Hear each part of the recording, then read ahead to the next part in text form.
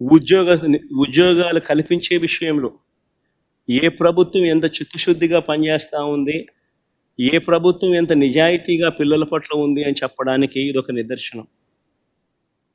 వీళ్ళొక వైపున ఉద్యోగాలు క్రియేట్ చేయకపోగా మరోవైపున పారిశ్రామికవేత్తలను బెదరగొట్టి పంపిస్తూ ఉన్నారు. కడపలో స్టీల్ ఫ్యాక్టరీ పెట్టడానికి ముందుకు వచ్చిన సజ్జన్ జిందాల్ని బెదరగొట్టి పంపించాడు. అరబిందో సంస్థను వీళ్ళే బెదిరించి పంపించేసే కార్యక్రమం చేస్తూ ఉన్నారు. వీళ్ళ హయాంలో పారిశ్రామికవేత్తలు ముందుకు వచ్చి పరిశ్రమలు పెట్టడానికి భయపడే పరిస్థితులకి రాష్ట్రాన్ని తయారు చేశారు.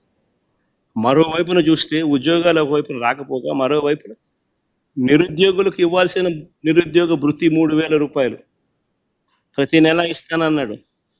ప్రతి నిరుద్యోగికి ఈరోజు ఈ 2 బడ్జెట్ల పుణ్యాన ఏకంగా నేరుడు సంవత్సరం 36,000 రూపాయలు, ఈ సంవత్సరం మరో 36,000 రూపాయలు, 72,000 రూపాయలు ప్రతి నిరుద్యోగికి బాకీ పడ్డాడు. ఎగరగొట్టాడు, ఎగనామం పెట్టాడు.